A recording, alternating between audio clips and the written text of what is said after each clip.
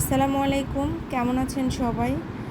আজকে আপনাদের সাথে আবার একটা রান্নার রেসিপি নিয়ে চলে আসলাম। তো আজকে ছুরি শুটকির ভর্তা বানাবো, এজন্য আমি 2টা ছুরি শুটকি নিয়ে নিয়েছি। আর শুটকিগুলোকে আমি ছোট ছোট করে কেটে ঠান্ডা পানি দিয়ে ভালোভাবে ধুয়ে একটু গরম পানিতে ভিজিয়ে রেখেছি।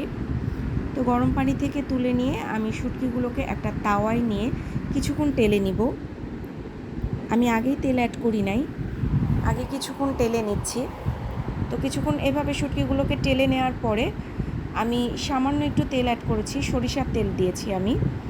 তো শুটকিগুলোকে মচমচে করে ভেজে নিতে হবে আর অনবরত নাড়তে হবে, তাছাড়া শুটকিগুলো পুড়ে যাবে, আর পুড়ে গেলে তখন তিতা হয়ে গেলে খেতে ভালো লাগবে না। এ কারণে অনবরত নাড়তে হবে এবং এভাবে লাল মচমচে করে ভেজে নিতে হবে। তো আমার ভাজা হয়ে গেছে, আমি শুটকিগুলোকে একটা পাত্রে নামিয়ে নিচ্ছি। শুটকিগুলোকে নামিয়ে নিয়ে আমি তাওয়াটা আবার চুলায় বসিয়ে দিব এবং আমি কিছু শুকনা মরিচ আবার টেলে নিচ্ছি। এ পর্যায়েও আমি তেলটা পরে অ্যাড করব, আগে মরিচগুলোকে টেলে নিয়ে তারপরে আমি তেলটা অ্যাড করছি। তেলটা দিয়ে আমি মরিচগুলোকে ভালোভাবে ভেজে নিব। তো আমি একটু তেল বেশি করে দিয়েছি, কারণ এই তেলটা আমার পরবর্তীতে মাখানোতে কাজে লাগবে। আমি ভালোভাবে মরিচগুলো ভেজে নিচ্ছি। মরিচগুলো ভাজা হয়ে গেছে, এবার মরিচগুলোকে নামিয়ে নিয়ে আমি তেলটা রেখে দিচ্ছি। মরিচটা যেহেতু গরম, এ কারণে আমি একটা ছেঁচনি দিয়ে মরিচগুলোকে একটু ভেঙে নিচ্ছিলাম। ঠান্ডা হয়ে যাওয়ার পর আমি হাত দিয়ে ভালোভাবে গুঁড়া করে নিচ্ছি মাখানোর জন্য। তো এভাবে মাখিয়ে নিয়ে আমি বেশ কিছু পেঁয়াজ নিয়ে নিলাম। পেঁয়াজগুলো অবশ্যই একদম ঝিরিঝিরি করে কাটতে হবে এই ভর্তার জন্য। মোটা মোটা করে কাটলে দেখতেও ভালো লাগবে না, খেতেও ভালো লাগবে না। তো আমি একদম ঝিরিঝিরি করে কেটে নিয়েছি। আর আমি 2টা ছুরি শুটকির জন্য 4টা মাঝারি সাইজের পেঁয়াজ কেটে নিয়েছিলাম। স্বাদ মতো লবণ দিয়ে এবার সব একসাথে মাখিয়ে নিচ্ছি, একদম কষলিয়ে ভালোভাবে মাখিয়ে নিচ্ছি।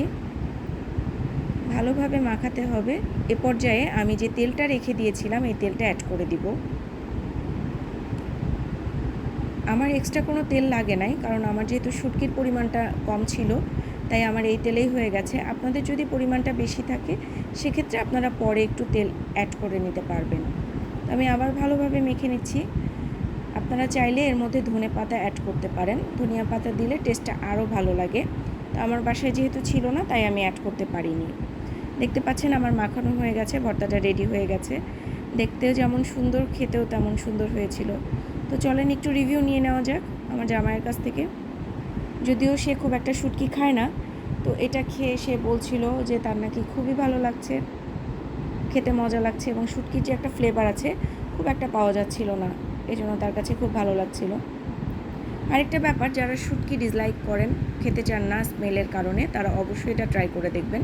কারণ এটা যখন ভাজা হয় মচমচে করে, তখন এটার স্ট্রং ফ্লেভারটা থাকে না বললেই চলে। তো সবাই একবার এটা অবশ্যই ট্রাই করে দেখতে পারেন। আর ভিডিওটা ভালো লাগলে অবশ্যই লাইক, কমেন্টস এবং শেয়ার করে দেবেন। ভিডিওটা যেহেতু আমার শেষ হয়ে গেছে, আজকের মতো বাই বাই।